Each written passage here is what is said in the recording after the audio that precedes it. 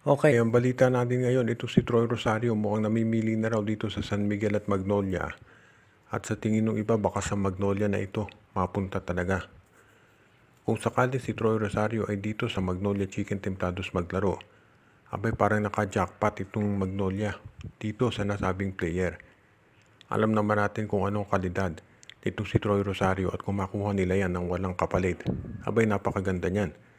At kung sakali naman na ayaw nang intayin ng Magnolia na mag-expire, yung kontrata nitong si Rosario pwede sila mag-offer. For example, si Jackson Corpus, si Rom De La Rosa, or kung sino pa man para makuha ang nasabing player. Kung sakasakali meron kang Troy Rosario at Arvin Tolentino doon sa lineup mo, biglang lumakas yung outside scoring nitong Chicken Templados at matatangkad ang mga players dito kaya magkakaroon din ng mga sasabing mismatch kapag sila ay naglaro ng sabay sa court. For example, ang center mo Ian Sanggalang o James Laput, power forward mo Troy Rosario, small forward Arvin Tolentino. Matatangkad yan at syempre alam natin na magiging advantage yan dito sa Philippine Cup. Kaya hindi na nakagugulat kung ito si Troy Rosario mapili nga na lumipat dito sa koponan ni Coach Chito Victolero at baka siya ang maging susi para itong koponan ng Hotshots ay magkaroon na ng tinatawag na championship run dito sa darating na Philippine Cup na mag-uumpisa na ngayon. Para po doon sa mga nagtatanong bakit itong si Alex Stockton hanggang ngayon ay nandito sa Converge Fiber XRs, well, ang masasabi po natin dyan, ang dahilan ay medyo mataas daw yung asking price na hinihiling nitong Converge at yan ang dahilan kung bakit hindi ito ma-trade.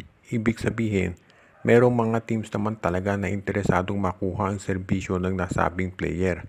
Pero yun nga lang, itong Converge Fiber XRs ay hindi ito basta-basta pinamimigay. Siyempre, understandable naman yan dahil kung ikaw ang Converge, ayaw mong magpalugi. Maliwanag yan, sinabi nila hindi sila taga-bukid, hindi sila nagsasaka katulad ng Terra Firma, Northport at Blackwater. Pero siyempre, kapag ganyan din naman mangyayari, baka hindi rin matter dito si Stockton kahit gusto niya.